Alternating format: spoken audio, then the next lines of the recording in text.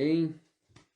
Então vamos lá, hoje nós estamos no nosso último episódio da sessão 4, que é a sessão que trata do período do ministério de Yeshua entre a festa de Pentecoste e a festa das trombetas, né? Em hebraico, a festa de Shavuot e a festa o dia de Yom Teruah.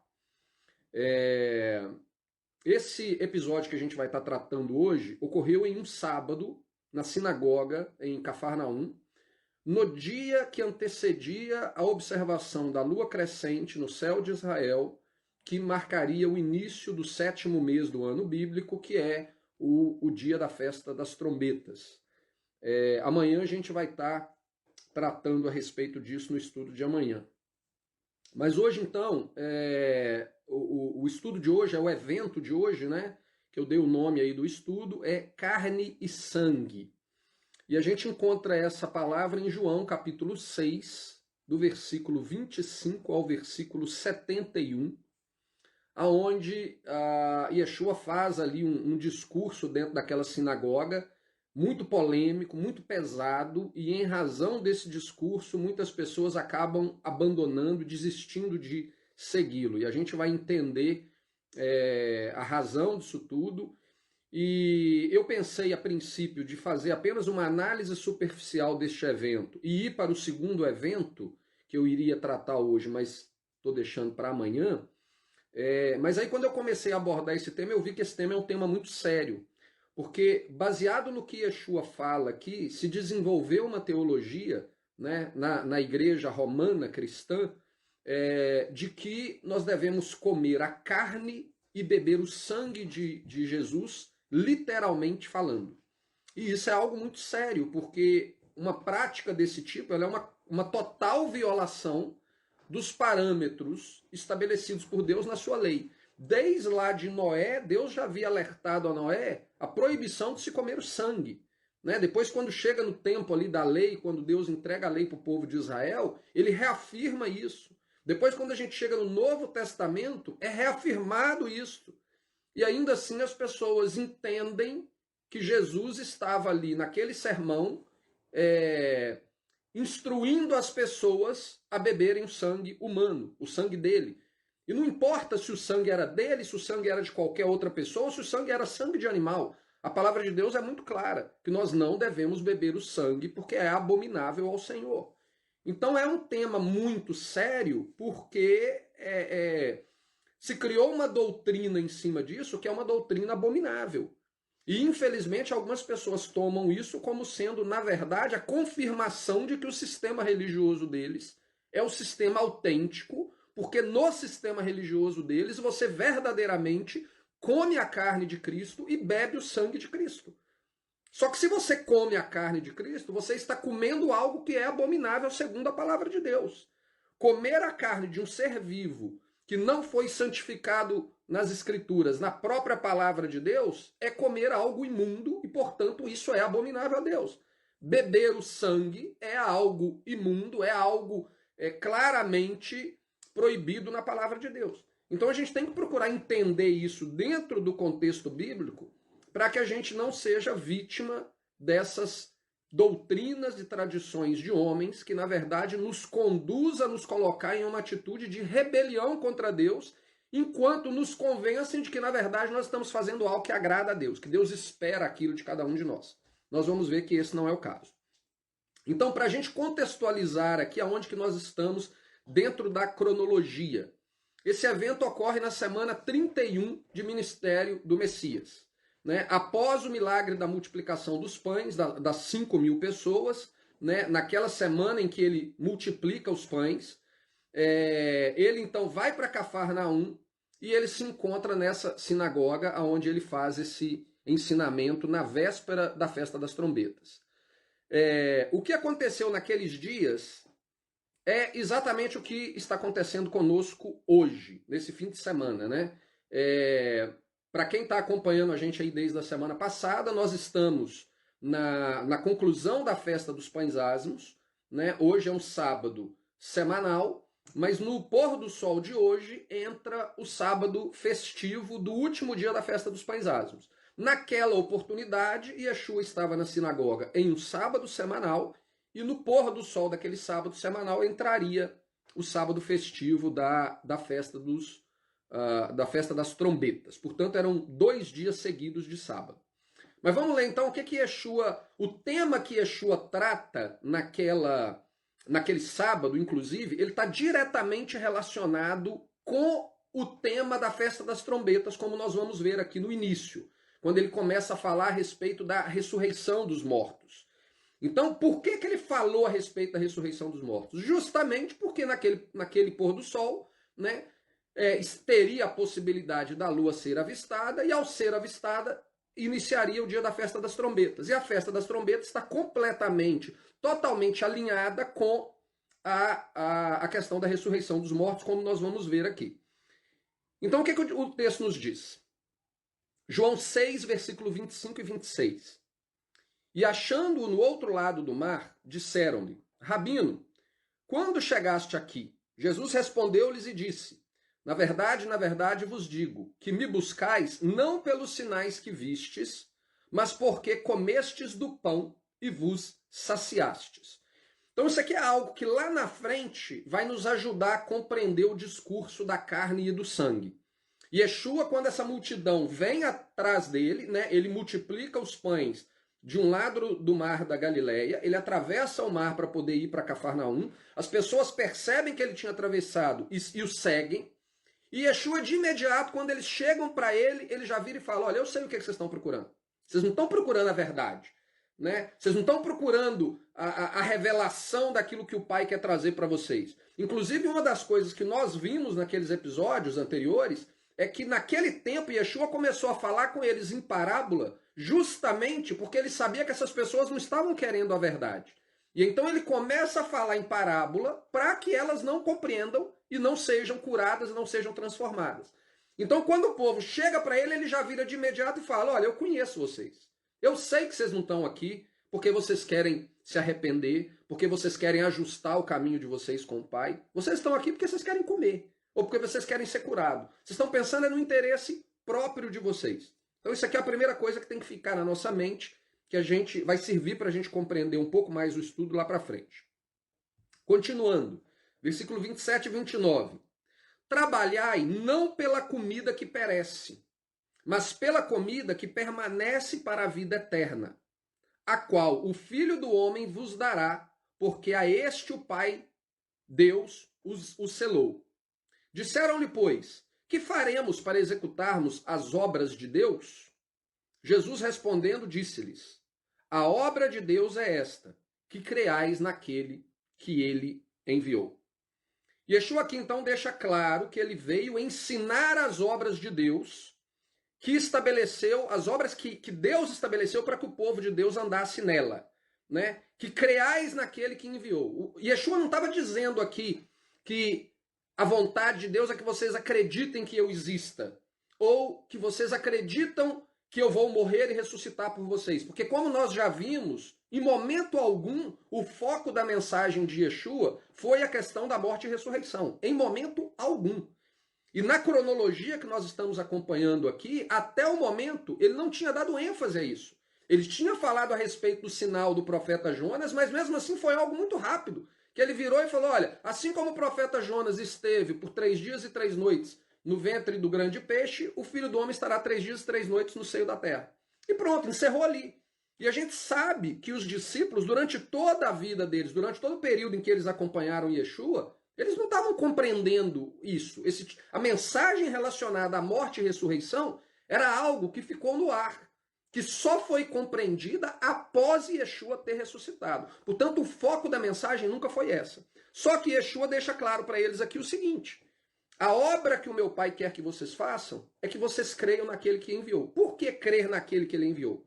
Porque, como nós sabemos, nós falamos disso lá na introdução desse estudo, o objetivo da vinda de Yeshua era de cumprir o papel do profeta de Deuteronômio 18, que viria ensinar as pessoas a como viver a vida delas diante de Deus, e Deus ia cobrar de cada um segundo a resposta que nós dessemos, né, ou que nós dermos, com relação àquilo que ele veio nos ensinar. Aquele que ouvir e obedecer a palavra desse profeta, esse é aquele que vai estar cumprindo a vontade do Pai. Então, quando eles chegam para eles e perguntam para ele, né, ele fala a respeito da comida que permanece para a vida eterna, a qual o Filho do Homem veio para dar a eles, de imediato eles entendem, baseado naquilo tudo que eles estavam escutando Yeshua ensinar até então, eles entendem que o que ele está falando ali é a respeito da obra do Pai. Porque há poucas semanas antes, o que ele fala para eles? Nem todo aquele que me diz Senhor, Senhor entrará no reino dos céus, mas aquele que faz a vontade do meu Pai que está no céu. Então, quando a gente analisa isso tudo aqui em contexto e dentro dessa ordem cronológica, sabendo que essas pessoas são as mesmas pessoas que estavam lá na multiplicação dos pães, que estavam lá no Sermão da Montanha, no Sermão da Planície, que estavam acompanhando ele durante esse período ali na região da Galileia, então essas pessoas já sabiam o que ele queria dizer. Tudo bem, Senhor, então o Senhor veio para nos dar a palavra que gera vida eterna, então nos ensina qual a obra do Pai que nós temos que fazer. E aí ele fala, a obra do Pai que vocês têm que fazer é crer naquele que ele enviou. Agora, crer que ele é o Filho de Deus, crer que ele veio para cumprir as profecias bíblicas, crer que ele morreu e ressuscitou, até os demônios creem, porque os demônios sabem que isso é um fato, isso é uma realidade. O que Yeshua está falando aqui não é que vocês têm que crer num fato que aconteceu e pronto, acabou. Até os próprios demônios creem, mas eles não se submetem. O que vocês têm que crer é na mensagem que o profeta veio trazer e veio ensinar a vocês. Este é o ponto que vai conduzir as pessoas à vida eterna. Por quê? Porque elas vão reconhecer ele como Senhor e vão se submeter à autoridade deles. À autoridade dele. Então, crer naquele que ele enviou é crer no que ele veio ensinar, nas instruções que ele trouxe diretamente do Pai e se submeter a elas. E essa, inclusive, é a razão principal do nosso estudo aqui, é o objetivo do nosso estudo desde o início. Compreender essa mensagem do Evangelho que Yeshua ensinou para o povo de Israel durante aquele período do seu ministério e, posteriormente, comandou seus discípulos a levar a mesma mensagem até os quatro cantos do mundo. Eu posso crer em todas as profecias de Deus. Eu posso crer em todas elas. Realmente aconteceram, é verdade. Se eu não me submeter à autoridade dele sobre a minha vida, o meu conhecimento, ele não tem valor nenhum. Ele só me dá a capacidade de saber uma verdade, mas essa verdade não gera transformação na minha vida. Então, o que nós precisamos compreender é que, ao entendermos que Yeshua é o Filho de Deus que veio e pagou o preço pelos nossos pecados, o que isso representa na nossa vida? Qual o resultado prático disso na nossa vida como ser humano? Ele se torna nosso Senhor. Ele nos conduz à autoridade do Pai, do único e verdadeiro Deus, para que nós andemos de acordo com a vontade do Pai. Então esse é o resultado da nossa fé. Se a nossa fé ela não produzir esse resultado, ela é apenas um conhecimento humano de um fato que ocorreu, nós sabemos que ele ocorreu, mas nós não damos valor nenhum a ele. Então isso não tem poder para salvar ninguém se ele não gerar essa transformação na nossa vida. E aí o texto continua. E a vontade do Pai que me enviou é esta, que nenhum de todos aqueles que me deu se perca, mas que eu os ressuscite no último dia.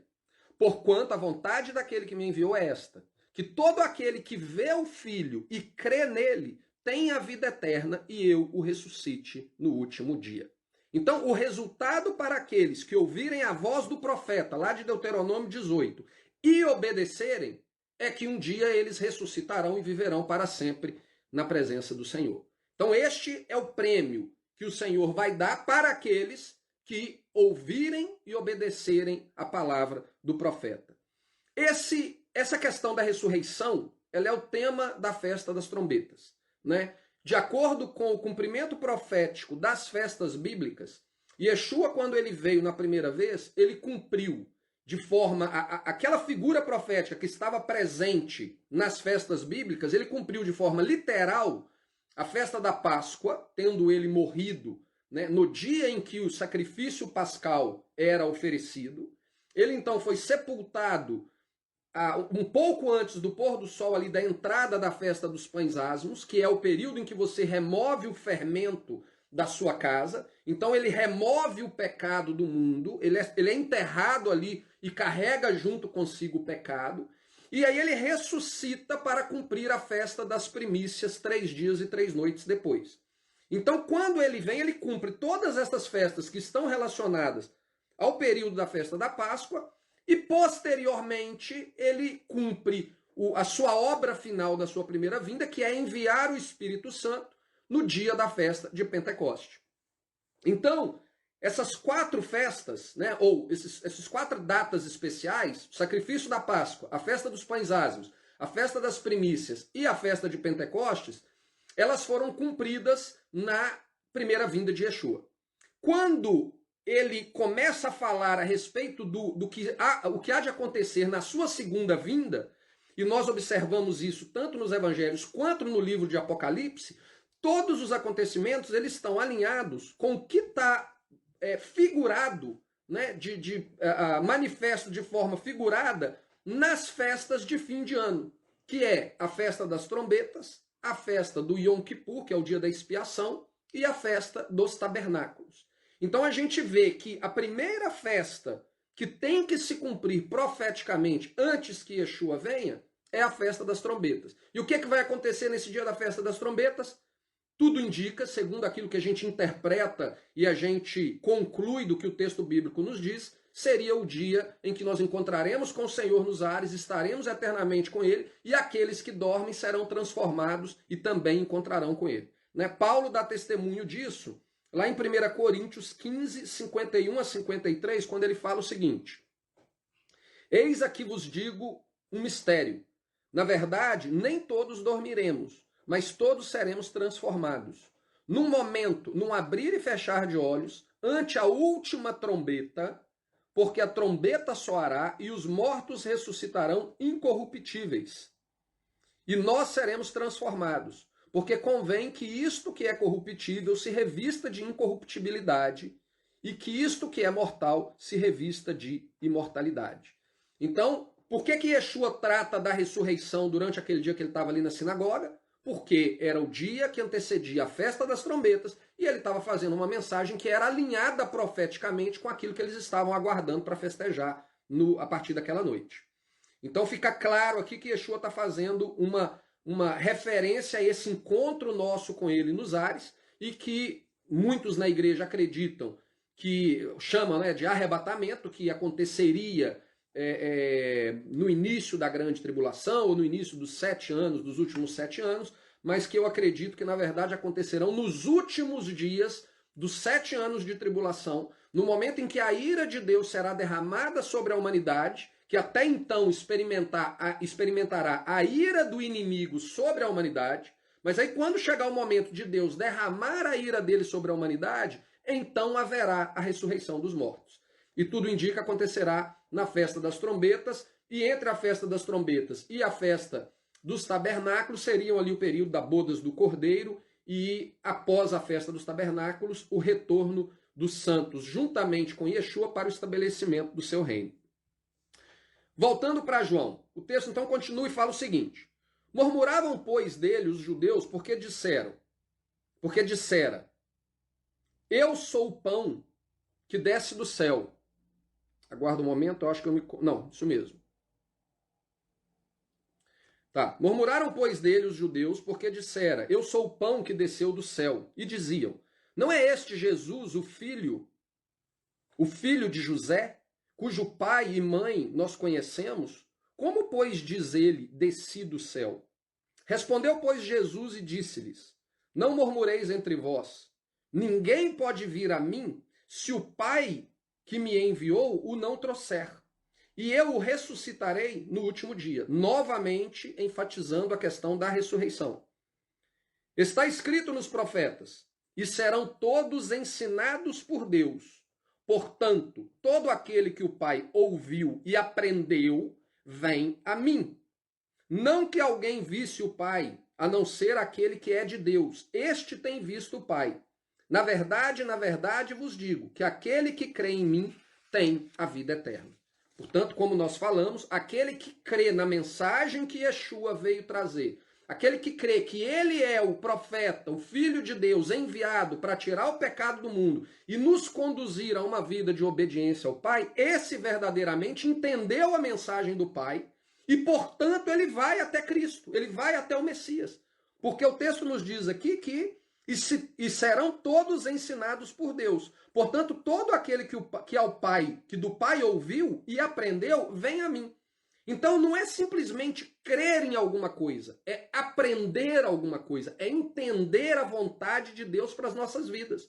Quando a gente entende a vontade de Deus para as nossas vidas, como a gente já tratou de maneira exaustiva nos episódios anteriores a respeito do Evangelho do Reino, do propósito do Evangelho do Reino, automaticamente isso vai nos conduzir a Cristo, porque ele é o exemplo perfeito de como cumprir a vontade de Deus na terra. E nós queremos ser como ele foi. Então é isso que o texto está nos dizendo. Ou seja, Yeshua deixa claro aqui que ele é aquele que veio de Deus para nos ensinar. Ele não veio para nos convencer a acreditar que ele morreria e ressuscitaria depois de 3 dias. O ponto central da mensagem dele nunca foi essa. Ele veio nos ensinar a como viver uma vida que agrada ao Pai. Aquele que ouve a sua palavra e a pratica, por ter crido que ele é aquele quem o Pai enviou para nos guiar em toda a verdade, terá a vida eterna, pois creu no Filho de Deus. Esses são os que verdadeiramente creem nele. E João dá testemunho disso no capítulo 14, quando ele diz estas palavras. João 14, versículos 6 e 7. Disse-lhe Jesus: eu sou o caminho e a verdade e a vida. Ninguém vem ao Pai senão por mim. Se vós me conheceis a mim, também conhecereis a meu Pai. E já desde agora o conheceis e o tendes visto. Então o que a gente acabou de ler aqui no capítulo 6? Né? Que ninguém viu ao Pai a não ser aquele que vem do Pai. Aqui no capítulo 14, João fala o seguinte, né? João não, o próprio Jesus está falando o seguinte: aquele que vê a mim, ele também vê ao Pai. Porque desde agora o conheceis e o tendes visto. E aí no versículo 10 e 11 ele complementa e diz o seguinte: não crês tu que eu estou no Pai e que o Pai está em mim? As palavras que eu vos digo, não as digo de mim mesmo, mas o Pai que em mim está é quem faz as obras. Ou seja, tudo aquilo que eu estou mostrando para vocês, que eu estou ensinando para vocês, e o poder que eu estou manifestando diante de vocês, não é meu, é do Pai. Então, quando você vê eu ensinando, vocês estão vendo o próprio Pai. Ou seja, se vocês querem saber se o que eu estou ensinando realmente é verdadeiro, comparem com aquilo que o Pai revelou através dos profetas, que vocês vão saber que eu vim dele. E que o que eu estou fazendo é a vontade dele. Eu não vim para mudar, como a gente viu algumas semanas atrás. Eu não vim para apagar nenhuma vírgula. Eu não vim para modificar nada. Eu não vim para acrescentar ou para diminuir. Eu vim simplesmente para cumprir literalmente aquilo que o Pai quer fazer no meio de vocês. E eu vim trazer a mensagem que ele deseja que eu transmita para vocês, que é uma mensagem de arrependimento. Arrependei-vos, pois o reino de Deus está próximo. É uma mensagem de produzir a techuvá, o retorno, retornem para o Pai. Então, ele deixa isso claro aqui. Yeshua é a manifestação plena do Pai. Ele veio para ser o porta-voz de Jeová ao povo de Israel, cumprindo tudo aquilo que o Pai já havia previamente determinado pela boca dos seus profetas. Ainda no capítulo 14 de João, versículo 15 e 17. Se me amais, guardais os meus mandamentos. Eu rogarei ao Pai, e ele vos dará outro consolador, para que fique convosco para sempre. O Espírito de verdade, que o mundo não pode receber, porque não o veem nem o conhecem. Mas vós os conheceis, porque habita convosco e estará em vós. Versículo 21. Aquele que tem os meus mandamentos e os guarda, este é o que me ama. E aquele que me ama será amado de meu Pai, e eu o amarei e me manifestarei a ele. Versículo 23 e 26. Jesus respondeu e disse-lhe: se alguém me ama, guardará a minha palavra, e o meu Pai o amará, e viveremos para ele, e faremos nele morada. Quem não me ama, não guarda as minhas palavras. Ora, a palavra que ouviste não é minha, mas do Pai que me enviou. Tenho-vos dito isto, estando convosco. Mas aquele Consolador, o Espírito Santo, que o Pai enviará em meu nome, esse vos ensinará todas as coisas e vos fará lembrar de tudo quanto vos tenho dito. Portanto, sendo porta-voz de Deus na terra, Yeshua veio nos ensinar os mandamentos de Deus, os ensinamentos do Deus que não muda, aquele Deus imutável, que não tem variação alguma. Ele vem então ser o porta-voz de Deus, ele não veio para estabelecer o seu sistema religioso, ele não veio para poder criar uma nova religião, uma nova maneira de adorar a Deus. Ele veio para dar continuidade àquilo que Deus havia estabelecido lá atrás e que Israel havia sido incapaz de cumprir. Então ele vem para Israel sendo o porta-voz do próprio Deus, para poder proferir as palavras de Deus, os mandamentos de Deus. Por quê? Porque aquele que via ele, via o próprio Pai. Seria como se o presidente do Brasil ele enviasse um embaixador do Brasil, né, a qualquer país do mundo, no momento em que aquele porta-voz, aquele embaixador está trazendo as palavras do presidente do Brasil, ele está ali como se fosse o próprio presidente. Então, quem ouve a voz do porta-voz, quem ouve a voz do embaixador, está ouvindo a voz do presidente. E Yeshua aqui estava cumprindo exatamente esse propósito. Ele simplesmente era o canal através do qual o próprio Deus se comunicava com o povo. Então, quando ele fala, vocês olham para mim, vocês veem o Pai, não é que o Pai tinha cabelo, tinha olhos, tinha boca, não é isso. O que ele está falando ali é o seguinte, eu estou aqui, mas quem na verdade está aqui falando com vocês é o próprio Pai. Eu simplesmente sou um vaso na mão dele, um instrumento na mão dele para cumprir a vontade dele. E eu estou trazendo aqui a mensagem para vocês que vocês precisam se arrepender, que vocês precisam retornar para ele. Então, aqueles que compreendiam isso e praticavam isso, eram aqueles que verdadeiramente creram no Filho de Deus. Não é crer que ele é o Filho de Deus. É crer que, por ele ser o Filho de Deus, ele veio nos trazer uma mensagem ao qual nós temos que nos submeter a ela. E qual mensagem é essa? Está aqui no capítulo 14. Se vocês realmente me amam, se vocês realmente entendem quem eu sou e o papel que eu estou cumprindo, vocês guardariam os meus mandamentos. Porque os mandamentos, na verdade, não são meus, são do meu Pai. E aqueles que não fazem a vontade do meu Pai que está no céu, não entrará no reino do céu. Eles não terão lugar lá. Então, esse é o conteúdo da mensagem que Yeshua veio trazer ali. E aí ele fala aqui que se nós obedecermos a ele, ele então rogará ao Pai e enviará o Consolador que estará conosco. E quem é esse Consolador? O Espírito Santo. E qual é o propósito da vinda do Espírito Santo? Como a gente já viu inúmeras vezes, descrita lá em Ezequiel capítulo 36, justamente nos conduzir a uma vida de, primeiro, ao arrependimento, conduzir Israel a se afastar, a ter nojo dos pecados que os seus antepassados cometeram e conduzi-los a uma vida de obediência aos estatutos e juízos de Deus.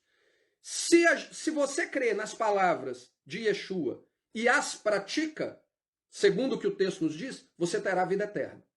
É isso que Yeshua está dizendo. Não é se você acredita em mim, se você acredita na história a respeito de mim. Não é isso. O evangelho de Yeshua nunca foi a respeito de Yeshua.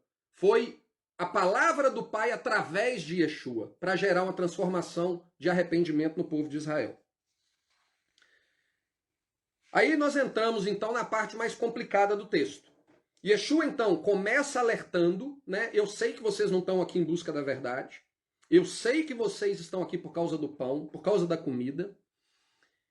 Mas aquele que está disposto a produzir realmente arrependimento na vida dele, reconhecer a necessidade dele de se arrepender e de retornar para a obediência ao Pai, isso vai gerar vida nele. E vida que vai durar eternamente. E esses eu vou ressuscitar no último dia e eles estarão comigo para sempre.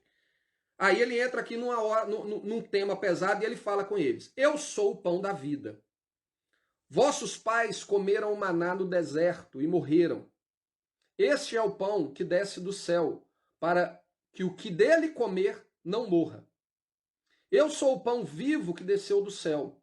Se alguém comer deste pão, viverá para sempre. E o pão que eu der é a minha carne, que eu darei pela vida do mundo. Disputavam, pois, os judeus entre si, dizendo, como nos pode dar este a sua carne a comer? Jesus, pois, lhes disse, na verdade vos digo, que se não comerdes a carne do Filho do Homem e não beberdes o seu sangue, não tereis vida em vós mesmos. Quem come a minha carne e bebe o meu sangue tem a vida eterna, e eu o ressuscitarei no último dia. Então, ele não está fazendo aqui uma outra mensagem. Ele não está introduzindo algo completamente novo. Ele simplesmente, aquilo que ele já havia dito anteriormente, a respeito dos ensinamentos de Deus, que ao aprenderem de Deus, eles seriam conduzidos ao Messias, e ao crer no Messias, eles teriam a vida eterna, aqui ele simplesmente trata de uma maneira alegórica, e nós vamos ver isso mais para frente, apesar de algumas pessoas tomarem esse texto de forma literal, o texto nos dá evidência de que é algo alegórico. Ele trata de uma maneira alegórica para falar com eles o seguinte: olha, se você não tomar completamente tudo aquilo que eu tenho para você, você não vai ter parte comigo. Você tem que comer da minha carne, você tem que beber do meu sangue, e eu te ressuscitarei no último dia.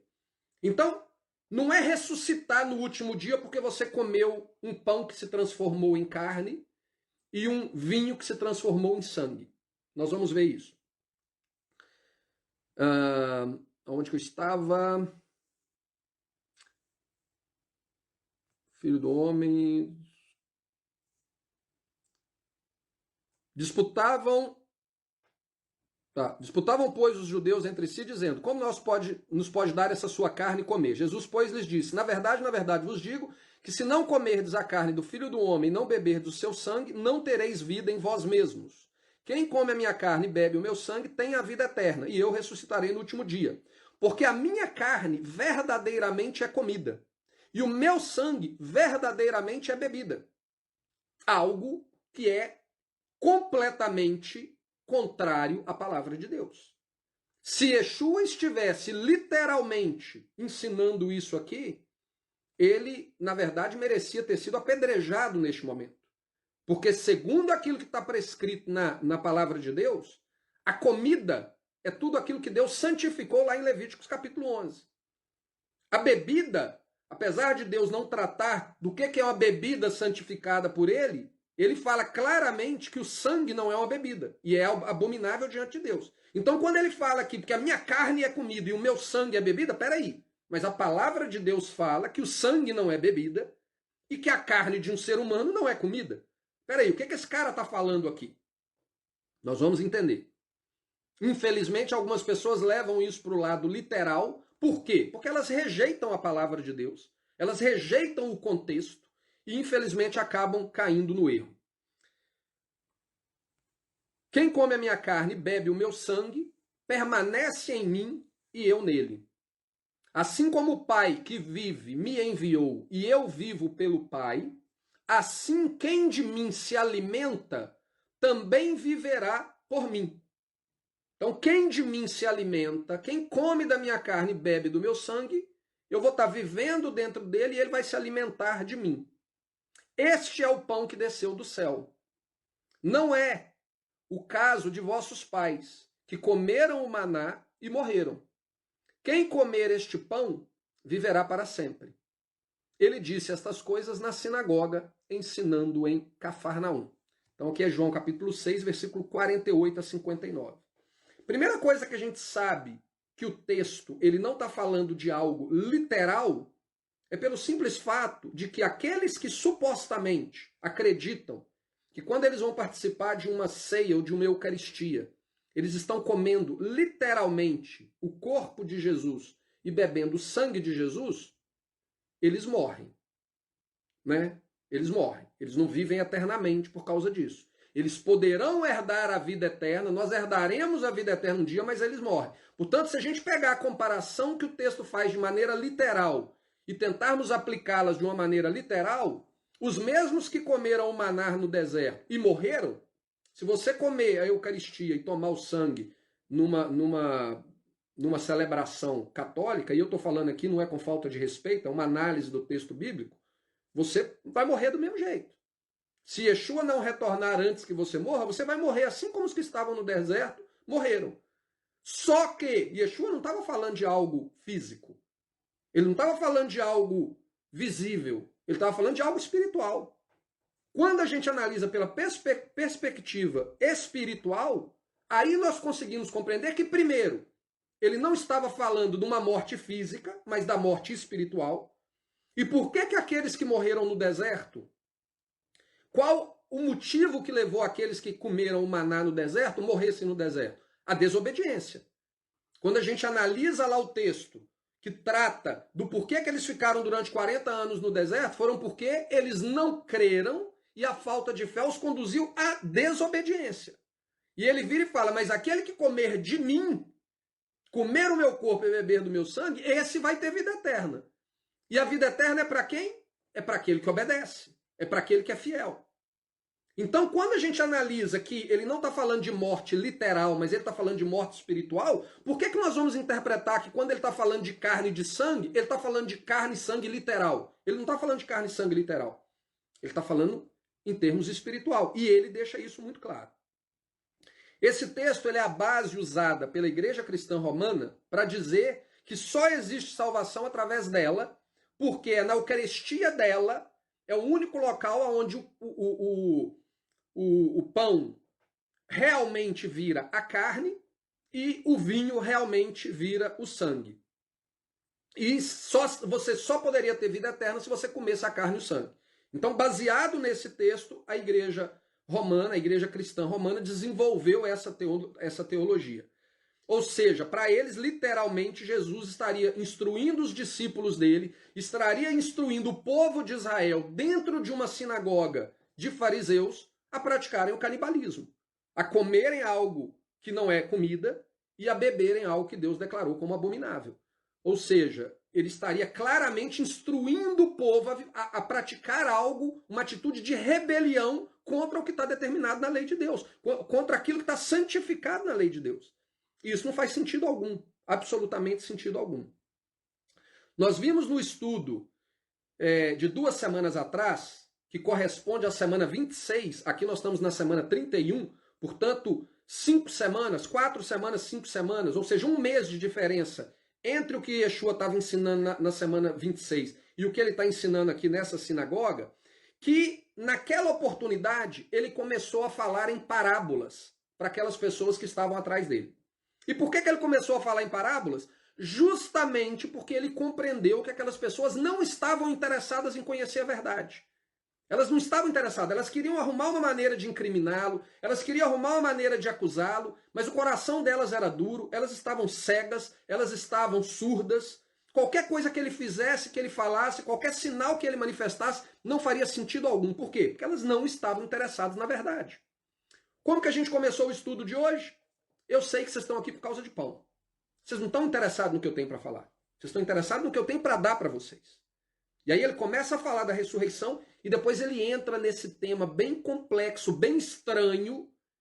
Ele não está fazendo uma parábola aqui, mas ele está falando algo muito difícil de compreender. Por que ele está falando algo muito difícil de compreender? Será que é porque porque ele sabia que essas pessoas não estavam querendo entender? Elas, na verdade, estavam querendo criar caso, elas, na verdade, estavam querendo trazer problema para ele o tempo inteiro, e ele estava querendo se livrar dessas pessoas? Será que é isso? O texto nos ajuda a compreender. Mas antes eu quero ler com vocês Mateus 13, versículo 10 a 15, que fala o seguinte.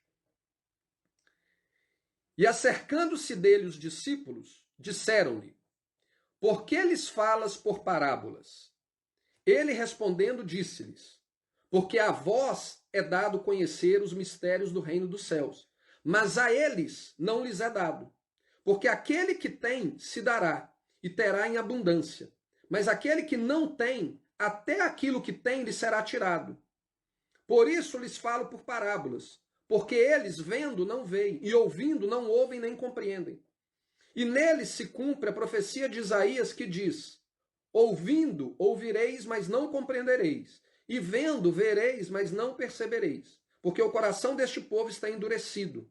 E ouviram de mau grado com seus ouvidos, e fecharam seus olhos, para que não vejam com os olhos, e ouçam com os ouvidos, e compreendam com o coração, e se convertam, e eu os cure.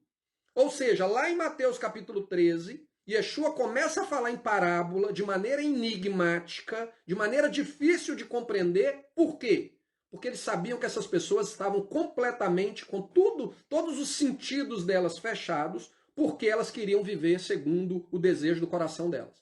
Elas não queriam se arrepender, elas não queriam retornar para o pai e se tornar submissa à autoridade do pai. Aqui ele se depara com o mesmo tipo de pessoa.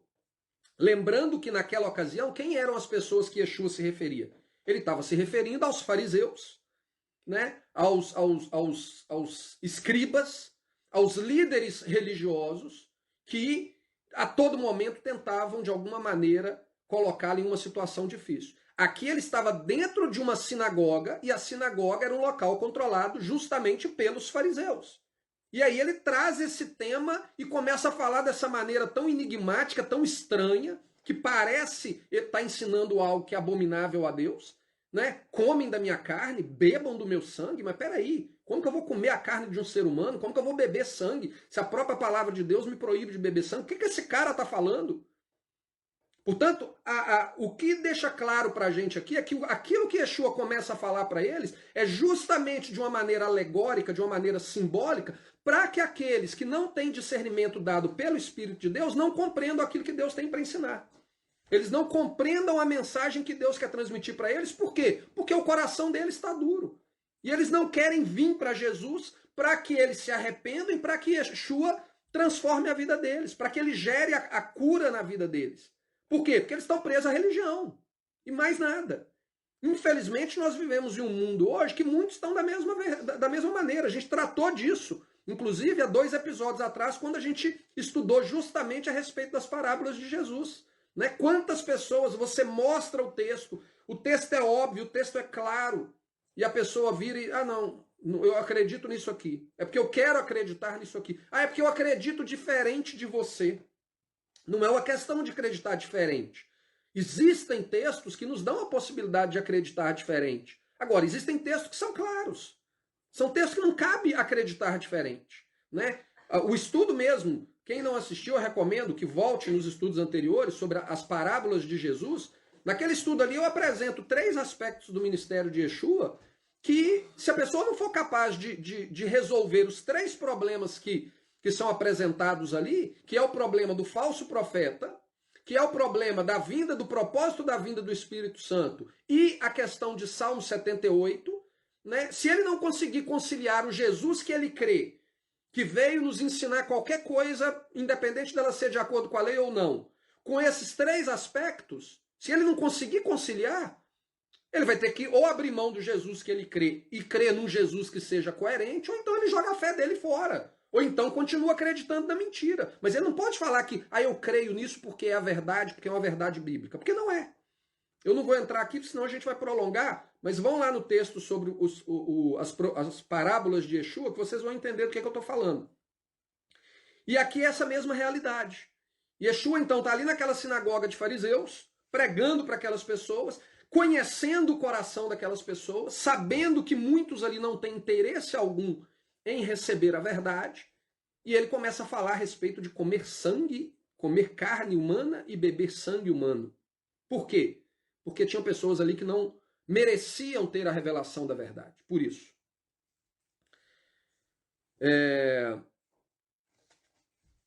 E isso fica muito claro na continuação de João capítulo 6, do versículo 60 ao versículo 64, que diz o seguinte: Muitos, pois, dos seus discípulos, ouvindo isto, disseram: Duro é esse discurso, quem pode ouvir? Sabendo, pois, Jesus em si mesmo que os discípulos murmuravam disto, disse-lhes: Estáis escandalizados? Né? Isto escandaliza-os? Vocês estão assustados porque eu estou falando disso? Que seria, pois, se visseis subir o Filho do Homem para onde primeiro estava? O Espírito é o que vivifica.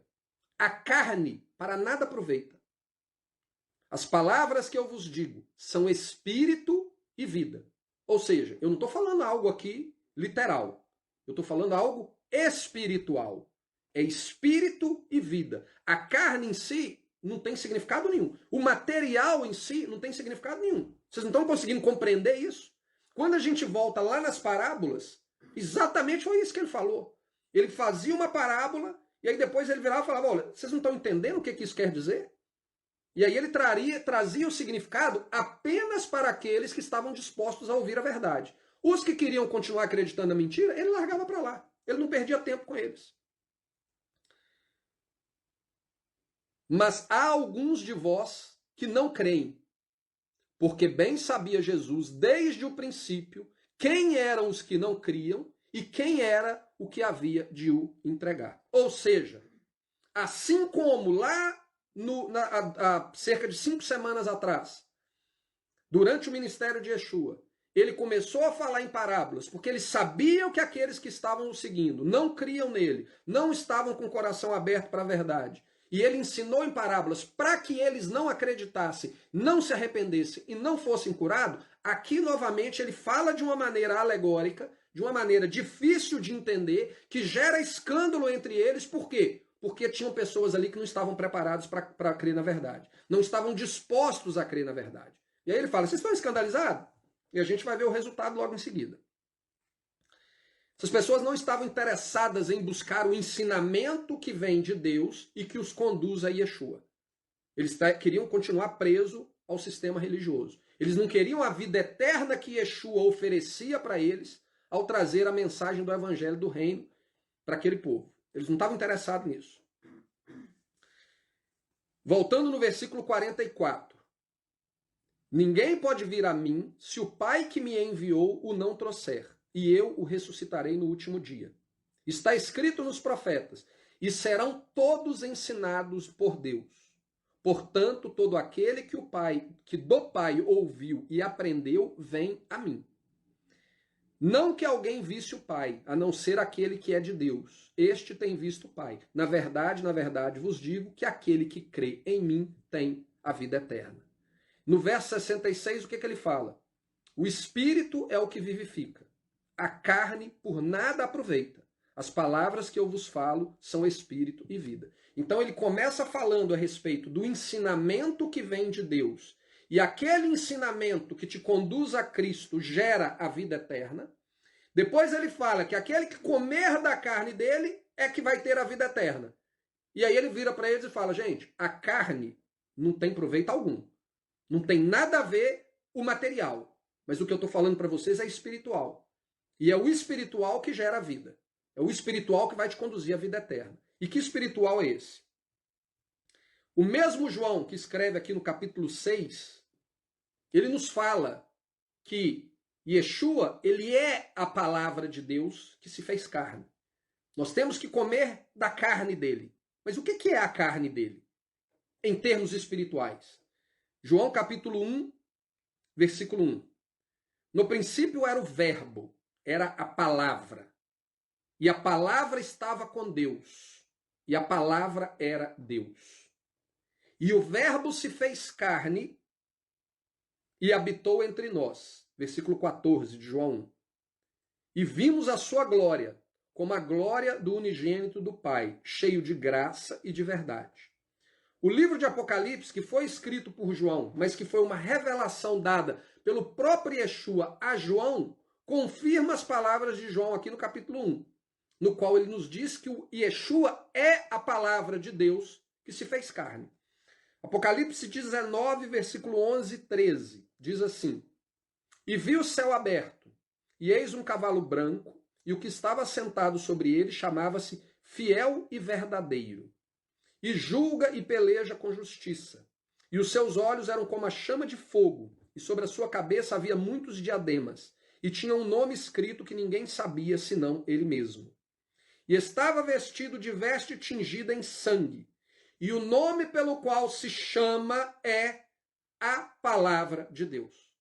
Yeshua é a Palavra de Deus. Yeshua é o verbo que se fez carne. Ele é a palavra de Deus que estava com Deus desde o princípio e veio ao mundo em forma do Filho unigênito de Deus. Portanto, quando nós comemos do corpo de Cristo, em termos espiritual, não em termos literal, mas quando nós entendemos o conceito espiritual de quem é o Messias, que ele é a palavra de Deus manifesta ao homem, O que Yeshua está dizendo é o seguinte: se você não comer dos ensinamentos do meu Pai, que é o que ele havia falado lá no início de João capítulo 6, se você não se alimentar da palavra do Pai, e ela não tomar conta do seu corpo e viver dentro de você e te conduzir a uma vida de obediência ao Pai, de submissão ao Pai, através do Filho, de maneira nenhuma você vai ter vida eterna. Porque só existe vida eterna para aquele que crê e que se submete à autoridade do Pai. Porque aquele que faz a vontade do Pai que está no céu é que terá lugar no reino. Isso aqui está tudo alinhado, tudo que a gente estudou até agora, a gente vem montando uma peça em cima da outra peça, uma peça em cima da outra peça, e aí quando a gente chega aqui, a gente não fica surpreso, a gente não fica assustado com Jesus virando e falando aqui, come a minha carne e bebe do meu sangue. Porque nós sabemos que ele era fiel aos mandamentos do Pai. Nós sabemos que ele não estava aqui promovendo uma prática abominável. De forma geral, quando a gente lê o texto, né, o termo palavra de Deus ela se aplica de um modo geral a toda a palavra de Deus revelada a nós por boca dos seus profetas. Porém, de maneira específica, direta, ela se refere à lei de Deus que saiu diretamente da boca de Deus e foi transmitida ao povo de Israel, ali no Monte Sinai, seja para todo o povo os primeiros 10 mandamentos, né? Ou os primeiros não, mas os 10 mandamentos, e posteriormente, a pedido do próprio povo, o resto da lei que foi entregue a Moisés para que Moisés transferisse ao povo. Então, de uma maneira específica, quando a gente vê palavra de Deus é o quê? É a lei de Deus. E quem é Jesus? Jesus é a palavra de Deus que se fez carne e veio nos ensinar a como viver uma vida em plena fidelidade aos mandamentos do Pai. Portanto, se a gente crê nele, nós cremos no Pai. Se nós obedecemos os mandamentos dele, nós obedecemos os mandamentos no Pai. Se nós nos espelhamos nele, nós seremos fiéis ao Pai. Por quê? Porque ele é a manifestação perfeita da fidelidade à lei de Deus. Ele é o exemplo perfeito que nós devemos viver. Então, se nós queremos ser como ele, o que nós podemos fazer? Comer da palavra. Não vão comer Bíblia, não, por favor. Não começa a rasgar a Bíblia e comer. Mas é se alimentar dela, porque quando a gente se alimenta dela, a presença de Deus vai se manifestar em nós e vai habitar em nós. Por quê? Porque ela vai começar a mudar. Aquela luta entre carne e espírito, a carne vai perder. Por quê? Porque você vai fortalecer o espírito cada vez mais. E aí o que as pessoas acham? Que elas vão numa igreja, vai pegar um pedacinho de sei lá, não é nem pão, né? É um outro negócio lá, hóstia, ou até mesmo na igreja evangélica, apesar que não tem esse conceito da literal, mas a pessoa acha que o fato dela ter ido ali, pegado um pedacinho de pão, um pedacinho de vinho e tomado aquilo ali, eu tenho parte com Cristo. Não, você não tem. Você está cumprindo um ritual religioso, só isso. Você não tem parte com Cristo. Você tem parte com Cristo se a palavra vive em você. E se a palavra vive em você, ela vai gerar uma mudança e vai te conduzir para ser igual a ele, que é a palavra. Ele é a palavra. Então, se a palavra vive em você, ele vai viver em você. E o Espírito que ele vai te enviar vai te conduzir a ser como ele é. É isso que o texto está dizendo. Vamos continuar. Onde que eu estou? Perdi. O que Jesus disse ao inimigo lá na tentação no deserto? Ele, porém, respondendo, disse: está escrito, nem só de pão viverá o homem, mas de toda a palavra que provém da boca de Deus. Lá, nós já tratamos disso, no episódio lá no início. Nem só de pão viverá o homem. Ele estava fazendo uma referência a Deuteronômio capítulo 8. No contexto da resposta de Yeshua ao inimigo, ele faz uma referência direta ao maná que cai dos céus no deserto. E ele vira e fala, não é aquele maná que me alimenta, é a minha obediência a Deus que me alimenta. Se vocês já viram esse episódio lá da tentação no deserto, vocês vão ver a análise que nós fizemos sobre isso. Quando ele vem aqui em João capítulo 6, o que ele fala? Ele faz uma comparação entre ele e o maná. Então, o que é ele? O que representa o corpo dele dentro do contexto aqui? A palavra de Deus. Porque a gente não vive só de pão, mas da palavra de Deus. Então, quando ele fala comem da minha carne, o que ele está falando é comem da palavra de Deus. Absorvam tudo aquilo que Deus tem para vocês e vocês vão ter vida eterna. Agora, se vocês continuarem querendo viver na religiãozinha de vocês, no judaísmo de vocês, no cristianismo romano de vocês, ou nas raízes que saíram do cristianismo romano, mas que estão entrelaçadas lá, a escolha é sua, mas não reclamem quando vocês chegarem diante de mim e eu disser, não vos conheço, apartai-vos de mim, vocês que vivem na prática da rejeição da lei. Aqui em João ele faz essa mesma comparação lá com o maná no deserto. Ele compara a sua própria carne com o maná e diz para eles comerem da sua carne para terem vida, porque ele é literalmente a palavra de Deus que se fez carne. Portanto, se quisermos ser como ele, assim como ele é com o Pai, devemos fazer da palavra de Deus o alimento para a nossa vida. Porém, este conhecimento não foi revelado àqueles que não buscavam e não queriam ver a verdade. E eles acabaram por se escandalizar e se apartarem dele. Por que ele falou dessa maneira enigmática, estranha, parecendo que ele estava promovendo pecado, sendo que ele não estava? A gente viu no episódio anterior a respeito da tzitzi.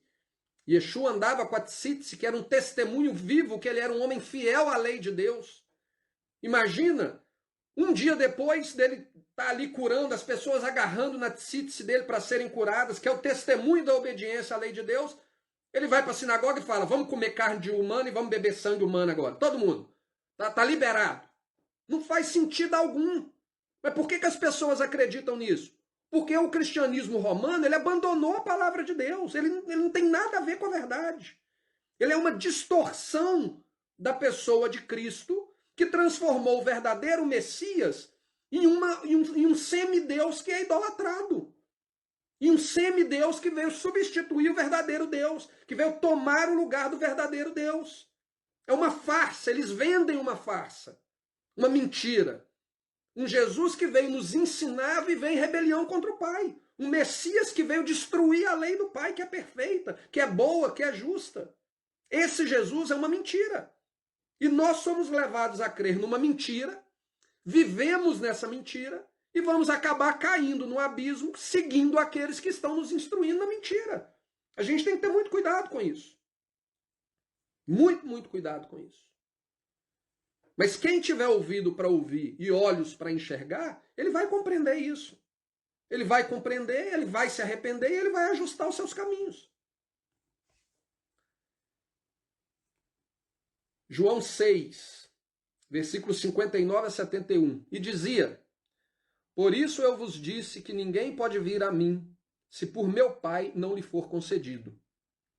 Desde então, muitos dos seus discípulos tornaram para trás e já não andavam com ele. Ah, eu não quero nada com esse cara, não. Estou entendendo nada que esse cara está falando. Esse cara é um lunático. Jesus estava querendo, era isso mesmo. Ele estava querendo se livrar de quem só estava ali para causar problema. Eu falei no estudo, quando a gente tratou das parábolas, que muitas vezes a gente fica querendo ser melhor do que Jesus.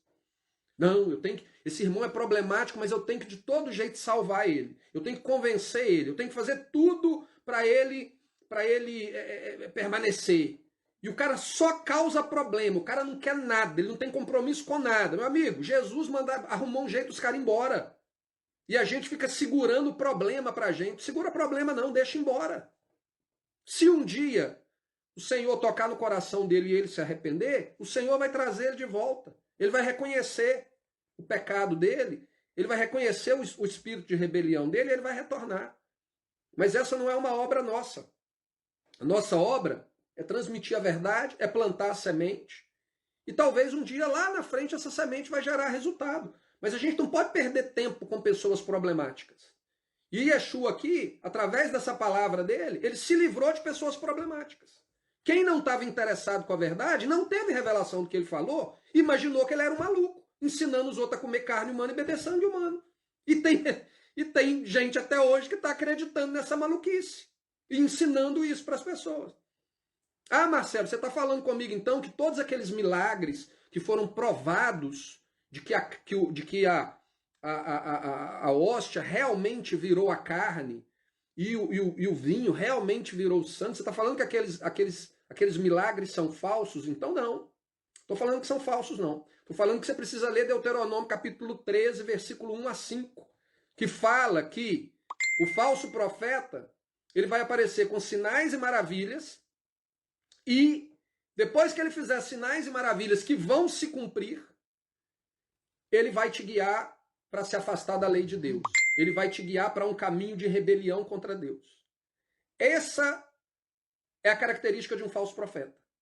Portanto, se tem manifestação de sinais e maravilhas, e esses sinais e maravilhas não te conduzem à obediência ao Pai, é Deus que está te testando se você realmente ama Ele ou se você quer ser escravo de um sistema religioso. Se você quer ser escravo de um sistema religioso, é porque você não ama a Deus. Você ama mais a religião do que o próprio Deus.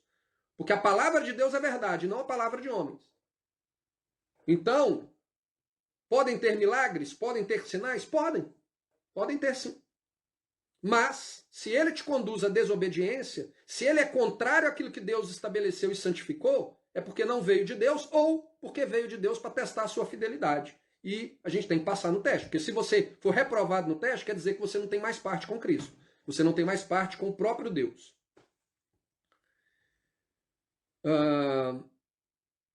Desde então, muitos dos seus discípulos tornaram para trás e já não andavam com ele. Então disse Jesus aos 12, quereis vós também retirar-vos? Respondeu-lhes, pois, Simão Pedro, Senhor, para quem iremos nós? Tu tens as palavras de vida eterna. Esses aqui, aqueles que estavam com o ouvido aberto, com os olhos abertos. Eles falaram, olha, para quê? Nós sabemos que a palavra que você está trazendo para a gente é vida. Ela é espírito, ela é vida.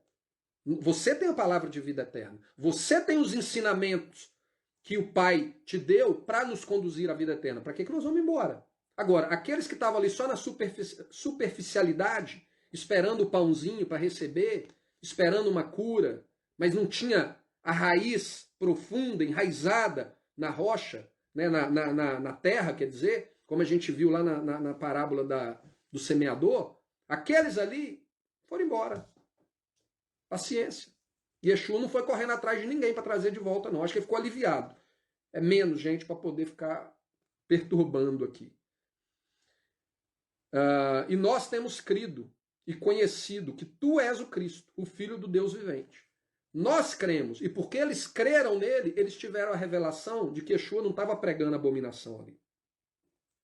Respondeu-lhes Jesus, não vos escolhi a vós, os 12, e um de vós é um diabo. E isto dizia ele de Judas Iscariotes, filho de Simão, porque este o havia de entregar, sendo um dos 12. Tudo que eu falo aqui para vocês e que precisa de um trabalho para que a gente entenda, a gente precisa ir, às vezes, em outras passagens bíblicas para a gente conseguir compreender. Na verdade, o próprio João, ele interpreta para a gente, lá no capítulo 17, na oração sacerdotal. João não, o próprio Jesus, na sua oração sacerdotal, ele fala exatamente, porém de outra maneira, orando ao Pai, ele fala as coisas que ele falou aqui em João capítulo 6. Se você comparar João capítulo 6, o ensinamento dele nessa sinagoga, e comparar a oração sacerdotal, você vai ver que elas se encaixam perfeitamente. Então eu quero ler para vocês aqui a oração sacerdotal para a gente concluir. E quero, depois, se vocês quiserem comparar, comparem, mas eu quero ler com vocês aqui. Capítulo 17 de João, a partir do versículo 1 até o final. Jesus falou assim, e levantando seus olhos ao céu, e disse... Peraí, deixa eu tomar água.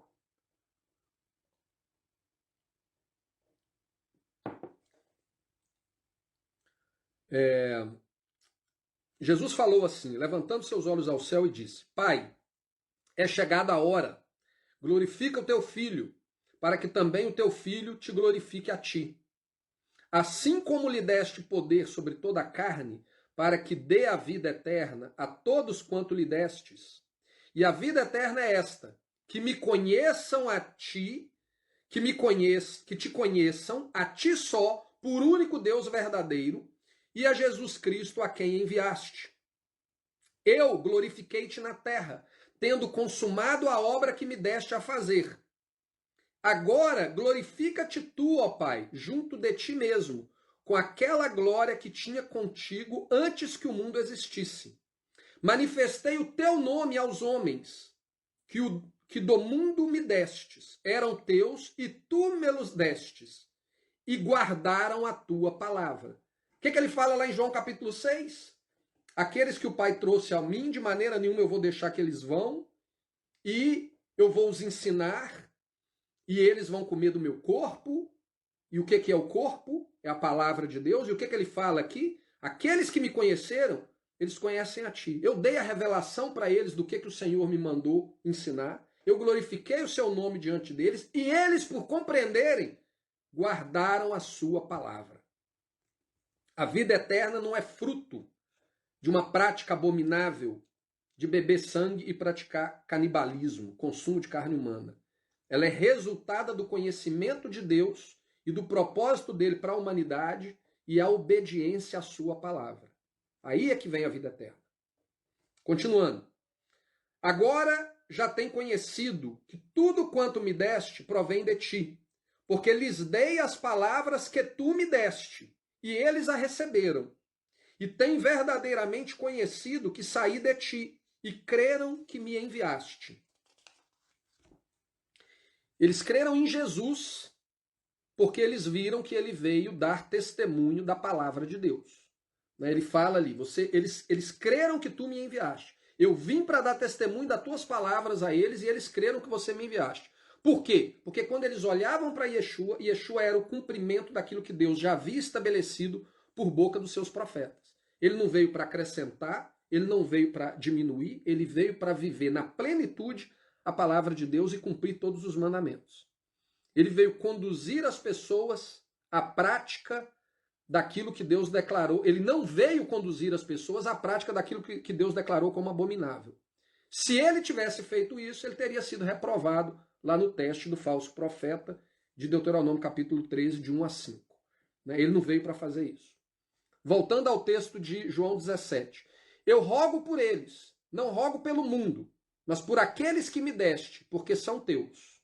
E todas as minhas coisas são tuas, e as tuas coisas são minhas. E neles eu sou glorificado. E eu já não estou mais no mundo, mas eles estão no mundo, e eu vou para ti. Pai Santo, guarda em teu nome aqueles que me deste, para que sejam um, assim como nós. Estando eu com eles no mundo, guardava-os em teu nome. Tenho guardado aqueles que tu me deste, e nenhum deles se perdeu, senão o filho da perdição, para que a escritura se cumprisse. O que fala lá em João capítulo 6? Yeshua estava falando aquelas palavras porque ele conhecia os que não criam, inclusive sabia quem que dentre os 12 era o que iria o trair. Aqui na oração ele fala exatamente isso. Eu sei quem são os meus. Para os meus eu vou revelar a verdade. Para aqueles que não são meus, vão embora. Eu não vou perder tempo com eles. Eu não estou orando por aqueles que querem continuar no mundo. Eu não estou orando por aqueles que querem continuar escravos do sistema religioso. Eu estou orando para aqueles que querem viver verdadeiramente a palavra que o Senhor deu para mim trazer e comunicar para eles. Então eu sei quem eles são e eu peço que o Senhor os proteja deste mundo. Exatamente isso que estava escrito lá no capítulo 6. Por isso que ele falou daquela forma tão estranha, tão enigmática. Continuando. Mas agora eu vou para ti. E digo isto no mundo, para que tenham a minha alegria completa em si mesmo. Dei-lhes a tua palavra, e o mundo os odiou, porque não são do mundo, assim como eu não sou do mundo. Ele, que é a palavra, deu a eles a palavra de Deus. Comem da palavra de Deus. Eu sou a palavra de Deus. Comam do meu corpo, bebam do meu sangue. Mas a partir do momento que você tentar viver como eu vivi, em perfeita obediência a todos os mandamentos de Deus, o mundo vai te odiar. E aí quando a gente vai lá em Romanos capítulo 8, o que nos diz Romanos capítulo 8? Que aqueles que vivem na carne não podem agradar a Deus, porque a carne, ela milita contra a lei, ela não se submete à lei de Deus, e portanto de maneira nenhuma ela pode agradar a Deus. Porque a lei de Deus, ela é espiritual. Mas a carne, ela não consegue entender as coisas do Espírito. Parafraseando aqui o que está escrito lá em Romanos capítulo 8. E aqui o que é que ele fala? Eu dei a eles a tua palavra e o mundo os odiou. Por quê? Porque o mundo não tem prazer na tua palavra. Ele não deu a eles um ensinamento abominável. Ele deu a eles um ensinamento coerente com aquilo que está determinado na própria palavra de Deus.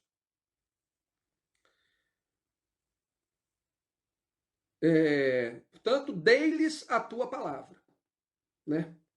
Aonde que está escrito na palavra que você pode beber sangue? Não está. Está escrito que você não pode. Aonde que está escrito na palavra que você pode comer carne humana? Não está. Está escrito que não pode. Não de maneira literal, mas dentro do contexto do que se pode, do que se não pode comer, claramente a carne humana, aquele que come a carne humana está cometendo algo abominável a Deus. Portanto, se ele lhes deu a palavra, ele não ensinou isso. Ele não ensinou a beber sangue nem a comer carne humana. Continuando, não peço que os tire do mundo, mas que os livre do mal. Não são do mundo, como eu do mundo não sou. Santifica-os na tua verdade. A tua palavra é a verdade. A única definição bíblica para o significado da palavra verdade na Bíblia está em Salmos 119, 142, que diz o seguinte: a tua justiça é uma justiça eterna, e a tua lei é a verdade. Então, quando ele fala aqui a Deus, santifica-os na tua verdade, a tua palavra é a verdade, é o mesmo que ele dizer o seguinte: santifica-os na tua verdade, a tua lei é a verdade. Portanto, a tua lei é o que os santifica. A tua lei é o que os separa. Se Yeshua, ao orar ali, na véspera da sua crucificação, ele pede ao Pai que o santifique na tua verdade, porque a tua lei, ela é a verdade, a tua palavra é a verdade, como que ele poderia, algumas semanas, alguns meses antes, ter ensinado o povo a praticar algo que é abominável a Deus? De maneira nenhuma. O que ele instruiu o povo era que o povo se alimentasse da palavra de Deus. É isso que ele estava instruindo. Aqueles que têm a verdade de Deus, que conhecem a sua lei, não teriam se escandalizado com o que ele disse sobre a carne e o sangue, pois eles saberiam que, sendo ele o verdadeiro enviado de Deus, ele não estava falando de algo literal, mas sim de algo espiritual, como ele mesmo declarou. A carne não tem proveito nenhum. O que eu estou falando para vocês é espírito e vida. Aqueles que rejeitam a verdade e por isso desconhecem a lei de Deus, pegam as palavras de Jesus e a distorcem, criando para si um sistema que, na verdade, conduz à condenação e não à salvação, promovendo aquilo que Deus abomina e rejeitando aquilo que ele santifica. Continuando aqui no capítulo 17. Assim como tu me enviaste ao mundo, também eu os enviei ao mundo, e por eles me santifico a mim mesmo, para que também eles sejam santificados na verdade. Santificados na verdade. E não rogo somente por estes, mas também por aqueles que pela tua palavra hão de crer em mim, para que todos sejam um, como tu, ó Pai, o és em mim e eu em ti, que também eles sejam um em nós, para que o mundo creia que tu me enviaste. Então o Pai habitava no Messias, o Messias estava no Pai, o Pai estava no Messias, eles eram um, por quê? Porque eles tinham tudo em comum. Tudo em comum. Ele era a palavra do que estava com o Pai desde o princípio, e essa palavra se manifestou e se fez carne e habitou entre nós. Eles eram um. E aí o que ele fala? Eu quero que os meus discípulos sejam como nós, que eles também possam ser um conosco, assim como nós somos um. Que também eles sejam em nós, para que o mundo creia que tu me enviaste. E eu dei-lhes a glória que a mim me deste, para que sejam um, como nós somos um. Um com quem? Um com o próprio Deus, com o próprio Yeshua. E neles, e tu em mim. Eu neles e tu em mim. Para que eles sejam perfeitos em unidade, e para que o mundo conheça que tu me enviaste a mim, e que os tenha amado, e a eles, como me tens amado a mim. Portanto, que eles sejam um conosco, porque o Senhor me ama, e eu quero que o Senhor o ame da mesma maneira. E aí eu vou ser obrigado a voltar em João capítulo 14. Como que Deus vai nos amar e vai se manifestar a nós de maneira que ele habite em nós e nós sejamos um com ele? Capítulo 14 de João. Se me amais, guardais os meus mandamentos. E eu rogarei ao Pai e ele vos dará outro consolador. Está cumprindo aqui. Ele está rogando aqui ao Pai. Se vocês me amam e guardarem os meus mandamentos, eu vou rogar ao Pai e ele vai te mandar o Consolador, para que fique convosco para sempre, o Espírito da verdade, que o mundo não pode receber. Por quê? Porque vocês não são do mundo. O mundo não vai receber, mas vocês vão receber. Porque não o vê nem o conhecem, mas vós os conheceis, porque habita convosco e estará em vós.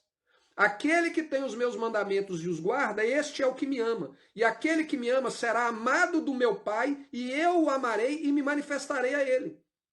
Exatamente o que está lá na oração. E Jesus respondendo disse, se alguém me ama, guarda as minhas palavras, e meu Pai o amará, e viveremos para ele, e faremos nele morada. Então como que vai se cumprir aquilo que está na oração sacerdotal de nos tornarmos um com o Pai? Se nós guardamos a palavra dele, se a palavra faz morada dentro de nós, se nós andamos em obediência aos seus mandamentos, nós então seremos um com ele, assim como o Filho era um com ele, porque ele vivia segundo a palavra, porque ele era a palavra. Então, quando nós nos alimentamos de Cristo, da carne e do sangue de Cristo, o que nós estamos fazendo é tomando para nós tudo aquilo que a palavra é, e aí nós estaremos em união com o Pai. E o Pai se manifestará para nós, a cada um de nós. Lembrando que os mandamentos não são os mandamentos de Cristo, mas os mandamentos do Pai. Para concluir, então, aí o João 17. Pai, aqueles que me deste, quero que onde eu estiver, também eles estejam comigo, para que vejam a minha glória que me deste, porque tu me amaste antes da fundação do mundo. Pai justo, o mundo não te conheceu, mas eu te conheci, e estes conheceram que tu me enviaste a mim. Vai lá em João capítulo 6, é exatamente isso que ele está colocando para eles. Se vocês crerem que eu sou aquele que ele enviou, vocês vão crer em mim, e eu vou dar a vocês a vida eterna. Eu vou ensinar vocês, ensinar o quê? Ensinar a palavra. Ensinar obediência, ensinar relacionamento com Deus, vida com Deus. E eu te conheci, estes conheceram que tu me enviaste a mim. E eu lhes fiz conhecer o teu nome, e lhe farei conhecer ainda, para que o amor com que me tens amado esteja neles e eu neles esteja.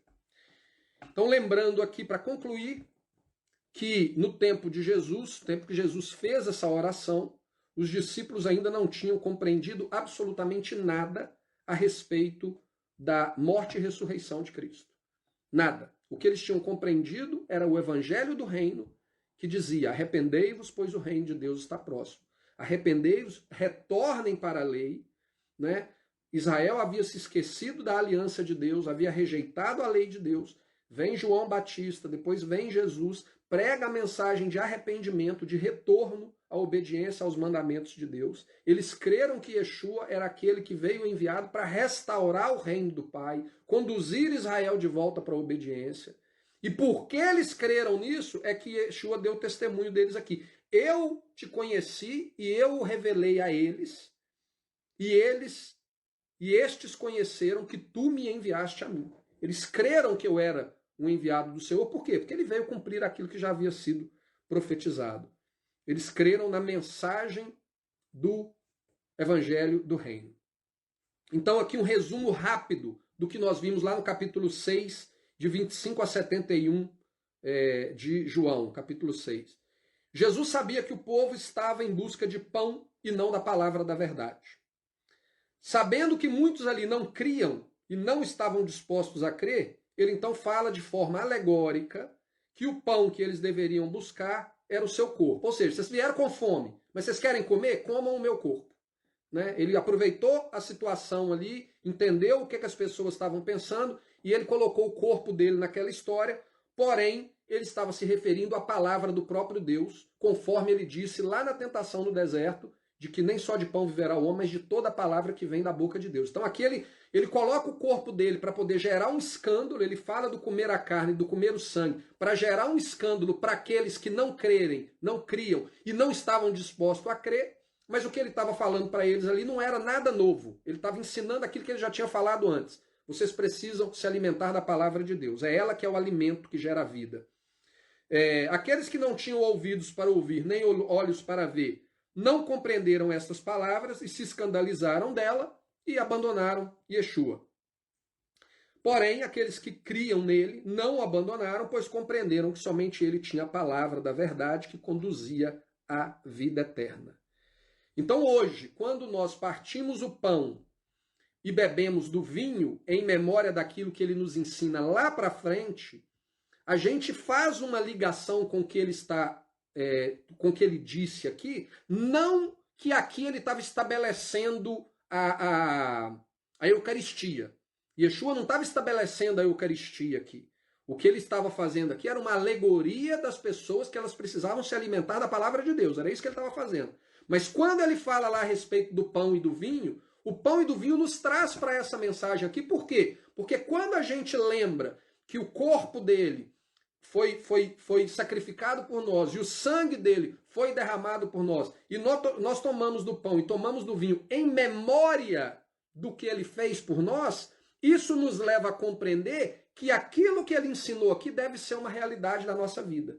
Aquilo que ele foi, que é a palavra de Deus viva, manifesta ao mundo, andando em perfeição diante do Pai, esse deve ser o objetivo nosso. O sacrifício dele nos conduz a viver isso aqui. Então, todas as vezes que nós ceiamos, né, que nós pegamos o pão e pegamos o vinho, não é que nós estamos comendo literalmente o corpo dele e bebendo literalmente o sangue dele, mas que nós estejamos literalmente vivendo aquilo que ele foi em perfeição, que é a palavra de Deus. Que a gente possa viver isso em perfeição, que isso possa ser a realidade na nossa vida. Que a palavra de Deus ela possa tomar conta da nossa vida. Então, quando a gente olha para o sacrifício dele, a gente entende que o sacrifício foi para nos conduzir a sermos perfeitos como ele é, a sermos justos como ele é justo. Então, encerro aqui o nosso estudo de hoje e amanhã teremos mais. Fico aberto aqui para perguntas, para comentários.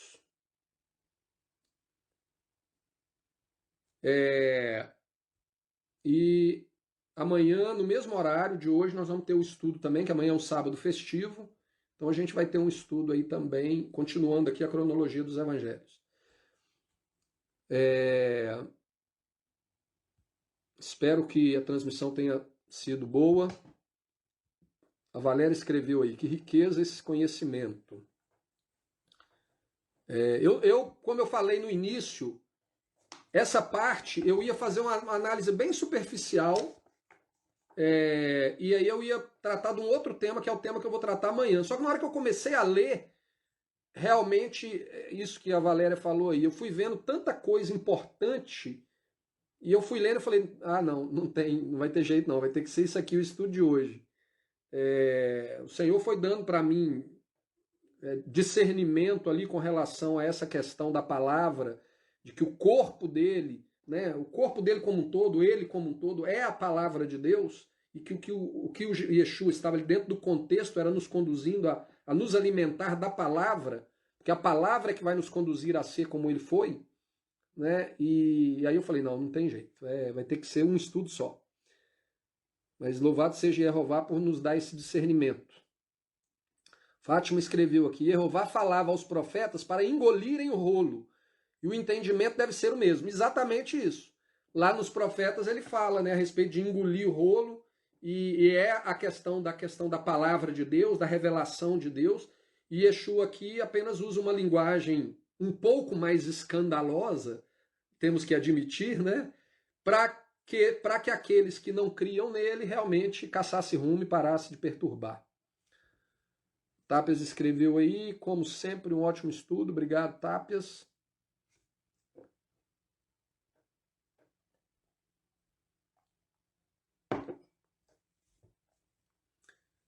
Então, tem alguma pergunta, algum questionamento aí dos irmãos? Fico à disposição aqui de tentar responder.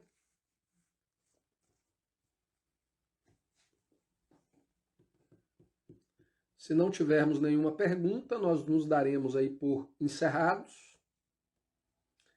E eu vou compartilhar lá no grupo nosso do Telegram. Caso os irmãos estejam interessados aí, a gente abrir a sala para a gente bater um papo, compartilhar algumas coisas, eu vou deixar à disposição dos irmãos decidirem lá no grupo do Telegram. Acho que nós não temos pergunta nenhuma, então a gente nos veremos então amanhã, se o Senhor assim nos permitir, neste mesmo horário, 1h, horário do Brasil, 5h, horário de Londres, para o encerramento da Festa dos Pães Ázimos, onde eu vou estar dando a continuidade aqui ao estudo sobre a cronologia dos evangelhos. E amanhã nós vamos estar falando daquele episódio, é um episódio importante, que é aquele em que os discípulos de Yeshua comiam sem lavar as mãos, e dali nasce uma outra doutrina errada, que nos instrui à abominação, que é o de falar que Jesus declarou todos os animais imundos puros no momento em que ele fala que aquilo que entra no homem não contamina o homem, mas aquilo que sai do homem é que o contamina. Amanhã nós vamos fazer uma análise disso, vamos fazer uma análise da questão ali dos alimentos, dentro do contexto bíblico, do Velho e do Novo Testamento, e para a gente poder tentar esclarecer mais esse grande problema, essa doutrina que na verdade conduz pessoas à prática de algo que Deus condena. Então a gente se vê amanhã. Quem já é do grupo do Telegram e quiser participar aí da sala, a gente vai estar se comunicando lá através do grupo, tá bom? Fiquem na paz, shalom, que Jeová abençoe vocês, a gente se vê amanhã.